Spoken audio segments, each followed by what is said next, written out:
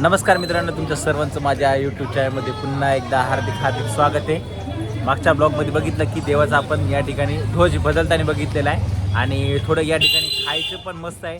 श्रीकृष्ण म्हटलं की तुम्हाला डोळ्यासमोर कोणती गोष्ट येते ही माखन, हे आपल्या डोळ्यासमोर येते. म्हणजे दूध आहे विषय असणारे पदार्थ या ठिकाणी मंदिराचे तुम्ही बाहेर आले तर तुम्हाला खायच्या वगैरे बऱ्याच सुविधा भेटते दुधाच्या.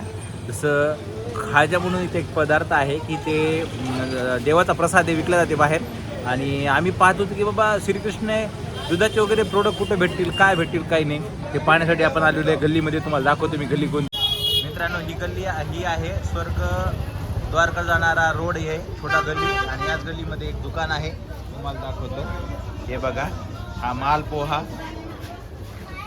मालपोहा, गुलाबजामुन, हे आपला बंगाली खास, तो बाजूला केक वगैरे, हे दुधाचे पदार्थ आहेत, रसमलाई, सर्व काही या ठिकाणी दुधाचे वगैरे पदार्थ आहे. आणि हे बघा, हे मालपोहा आहे, चण्यापासून बनवलेला आहे म्हणे. बघा, आमच्या मित्रांनी सांगितलं आहे. कशी टेस्ट आहे राहुल? एकदम बेस्ट. आणि आपण माग बघायला गेलो तो काय म्हटलं होतं की बाबा आपण आलो कुठं आणि काय भेटत नाही तर म्हणून श्रीकृष्ण आहे आणि इथं दुधाचे आयटम, हा, दुधापासून बनलेले मिठाई नाही, असं कसं? हा. बघा, हेच आम्ही याच परेशानीमध्ये होती की बाबा इथं दुधाचे प्रोडक्ट वगैरे कसं काय नाही. हे असं छोटासा रोड आहे, या ठिकाणी हे संपूर्ण दुधाचे वगैरे आहेत. चला टेस्ट करून पाहूया आपण मालपोहा. आता हे जे मधलं दिसत आहे हे रस्सा, ही चनावडी,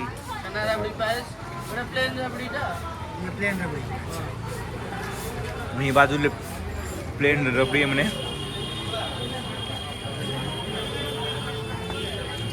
आयटम असंच घेतलं आपलं बरोबर. त्याच्यामध्ये डबल नाही घेतले, डबल घेतला अजून लई वस्तू बीचपर्यंत जायचं. हो ना, बीचपर्यंत जायचं ना. आणि टेस्ट बघायला गेलं तर एक नंबर टेस्ट आहे आणि बरीच गर्दी आहे या ठिकाणी. चला पुढे आणखीन काय काय भेटते काय नाही आपण पाहूया. हे का मित्रांनो, हे खाजा म्हणून म्हणतात म्हणे. हे हा देवाचा प्रसाद असतो म्हणे, या ठिकाणी विकला जातो. हे असे बरेच दुकान आहेत या ठिकाणी. हे बघा, हे बघा मित्रांनो, या ठिकाणी पण हे पण एक दुकान सापडलं आपल्याला, जे की ताजं बनवून आपल्याला खाऊ घालतात ते. चला जाऊया आणखी पुढे आपण. या ठिकाणी आलू वडा आहे बघा, हे गरम गरम. चला बघूया, कारण की गोड खाल्लंय, गोड नंतर थोडं तिखट खायला पाहिजे. आणि त्याच गल्लीत पुढं आपल्याला हे सापडलेलं आहे. या ठिकाणी पण याच्याकडे पण स्वीट वगैरे आहे, पण आपण स्वीट तिकडंच खाल्लेले आहे, त्यामुळे आपण आता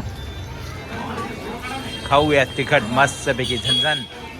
हे गरम गरम काढलंय.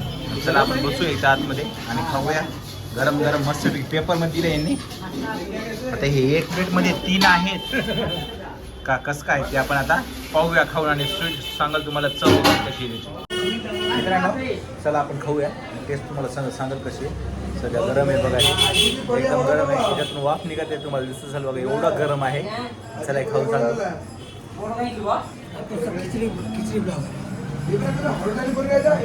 हे चांगली आहे आणि थोडं तेलकट आहे. ज्यांना कोणाला तेलकट जमत नसेल त्यांच्यासाठी बघा, कारण ऑइली आहे. प्रवासामध्ये आपण बाहेरगावी असल्यामुळे थोडं तेलकट वगैरे कमीच खायला पाहिजे. गोड खाल्ल्यामुळे आणि हे थोडं जिभेला थोडी तिखट चव असावं, त्यासाठी आपण हे खाते.